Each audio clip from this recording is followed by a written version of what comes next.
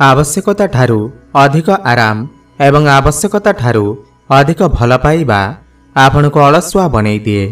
नमस्कार बंधुगण, आपण मानकु मोर ही चैनल को स्वागत। आज ही ज्योतिष कार्यक्रम वृष राशि पाई बहुत गुरुत्वपूर्ण अछि।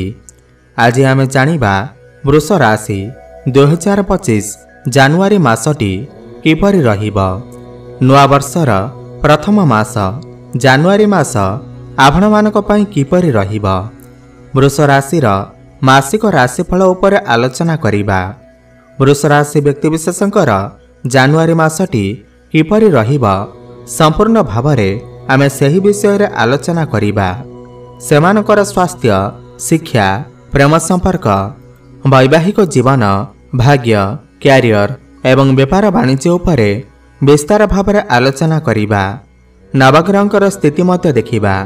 नवग्रह कि प्रकार फल देवारे सक्षम हेबे। शेषरे अशुभत्व प्रदान करुथिबा ग्रह मानक पई किछि विशेष प्रतिकार मध्य जानिबा। सेथिपई भिडियोटी को शेष पर्यंत देखंतु। चलंतु आरंभ करिबा एही कार्यक्रम, जाहाकि आपणकर जन्म राशि चंद्र राशि उपर आधारित। जानुआरी 2025 आरंभ रे वृष राशि रे नवग्रहंकर स्थिति विषय रे सर्वप्रथम जानिबा। एहा परिवारु जदि आपणकर भी वृष राशि हुई थाए एवं आपण भी ईश्वर को सच्चा हृदय भक्ति करती, विश्वास करती, तेबे एही भिडियोटी को लाइक करी कमेंट बॉक्स रे जय महालक्ष्मी, जय श्री गणेश अवश्य लिखि दियंतु। ता सर्वप्रथम जानिबा वृष राशि रे एही जानुआरी 2025 रे नवग्रहंकर स्थिति किपरि रहिबो।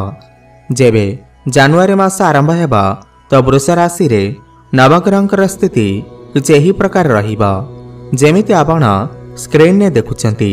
बंधुगण, राशि चक्रर द्वितीय राशि हेउछि वृष राशि एवं आपणक राशिर अधिपति हेउछंती शुक्र एवं शुक्र आपणकर दशम भाव रे विराजमान अछंती।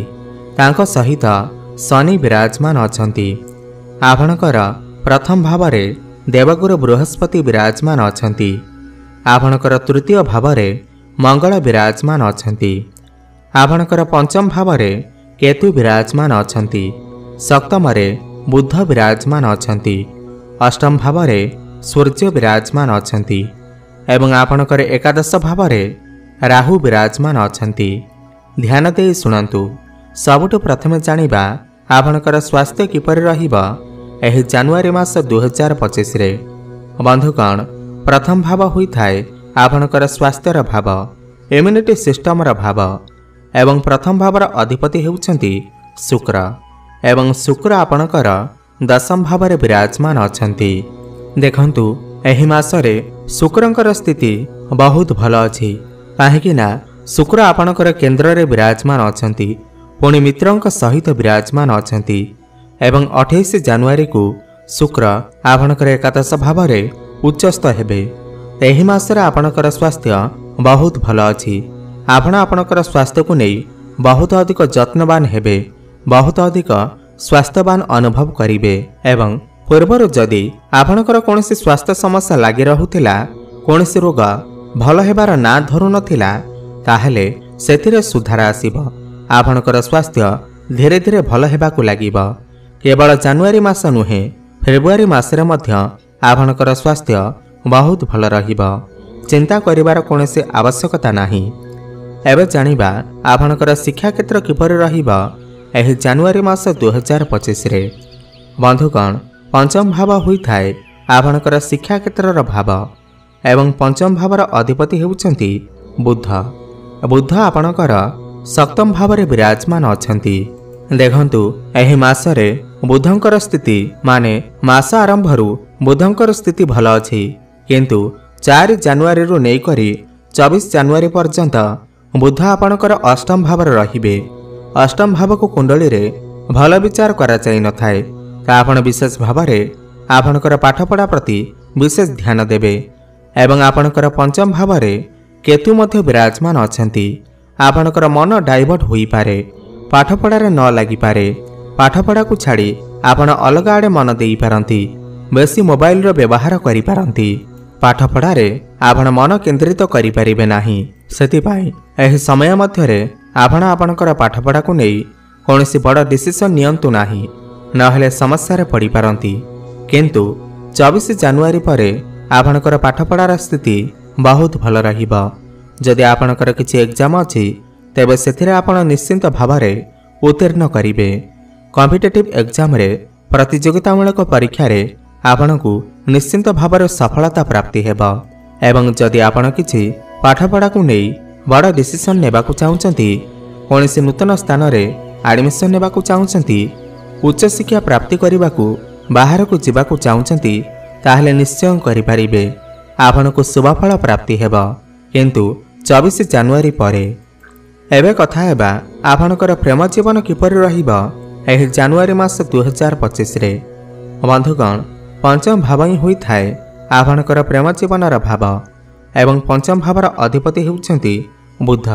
जेमिति कि मु आपनकु कहिली बुध आपनकर सप्तम भावर अछंती, किंतु अष्टम भाव को चलन करिवे 4 जानुआरी को। तो 4 जानुआरी रु आपनकु आपनकर प्रेम जीवन उपरे विशेष ध्यान रखिबार अछि। केतु आपनकर पंचम भावर थिबारु आपनकु टिके असंतुष्टि लागि पारे। सामना बाला माने जे आपनकर पार्टनर अछंती से आपनक पई जीवन भी देइतेले मध्य आपनकु किछि फरक पड़ी न पारे। एही बेले स्थिति उपजि पारे। आपण किछि बुझी पारिबे नाही, असंतुष्टि देखादेब। आपनकर मन द्वंद्व भितर रहिबा। आपण आपनकर पार्टनर को डाउट करि पारंती, जहा फଳରେ आपनकर प्रेम जीवन रे समस्या उपजि पारे। सामना वाला जेते ठीक थिले मध्य आपण ताकू डाउट करि पारंती। आपण छोट छोट कथा को नै आपनक पार्टनर को सहित लड़ाई झगड़ा करि पारंती। पुराना कथा को नै लड़ाई झगड़ा करि पारंती। एथि प्रति आपण ध्यान देबे। आपण आपनकर प्रेम जीवन रे तालमेल ठीक रखिबे। आपनकर पार्टनर को बुझिबाकू चेष्टा करंतु, नहले समस्या रे पड़ी पारंती। किंतु 24 जानुआरी परे टिके परिस्थिति रे सुधार आसीबा एवं आपनकर प्रेम जीवन भल रहिबा। एबे जानिबा आपनकर वैवाहिक जीवन किपरि रहिबा एही जानुआरी मास 2025 रे। बंधुगण, सप्तम भाव होई थाए आपनकर वैवाहिक जीवनर भाव एवं सप्तम भावर अधिपति हेउछंती मंगल एवं मंगल आपनकर तृतीय भावरे विराजमान अछंती। देखंतु एही मासरे मंगलंकर स्थिति टिके कमजोर अछि। मंगल आपनकर तृतीय भावरे अछंती, तो तृतीय भाव को एते भल विचार करा जाई न थाए। आपनकर लाइफ पार्टनर कर स्वास्थ्य रे किछि समस्या देखा देई पारे, नतुबा छोट छोट कथारे आर्गुमेंट होई पारे, तालमेल ठीक रही न पारे। किंतु जेतेबेले 21 जानुआरी को मंगल आपनकर बकरी होई द्वितीय भाव को चलन करिवे, ता आपनकर वैवाहिक जीवन बहुत भल चलिबा। किंतु 21 जानुआरी पूर्वरु आपनकर लाइफ पार्टनर कर स्वास्थ्य रे किछि न किछि समस्या देखा देई पारे, किंबा से तांकर कार्य रे बहुत अधिक व्यस्त रही पारंती, जहा फଳରେ आपनकु समय देई न पारंती। किंतु 21 जानुआरी परे आपनकर वैवाहिक जीवन बहुत भल रहिबा। आपण फैमिली प्लानिंग करि पारंती। संतान सुख मध्य आपनको प्राप्ति होई पारे। भ्रमण सुख मध्य आपनको प्राप्ति हेबा। एबे जानिबा सबुठारु गुरुत्वपूर्ण विषय वस्तु, जहा कि आपनकर भाग्य, कैरियर एवं व्यापार वाणिज्य किपरि रहिबा एही जानुआरी मास 2025 रे। बंधुगण, नवम भाव होई थाए भाग्यर भाव एवं दशम भाव होई थाए कैरियर भाव। नवम भावर अधिपति हेउछंती शनिदेव एवं शनिदेव आपनकर दशम भावरे विराजमान अछंती। देखंतु एही मासरे आपनकर भाग्य बहुत भल अछि, बहुत अधिक उत्तम रही अछि। शनि आपनकर भाग्य भावर स्वामी होई करी दशम भावरे विराजमान अछंती, पुणी शुक्रଙ୍କ सहित विराजमान अछंती एवं आपनकर सुख भाव को देखुचंती। एही मासरे आपनकु भाग्य बलरे सुख ही सुख प्राप्ति हेबा। एही मासरे आपण कोनोसी बड़ कार्यर आरंभ करि पारंती।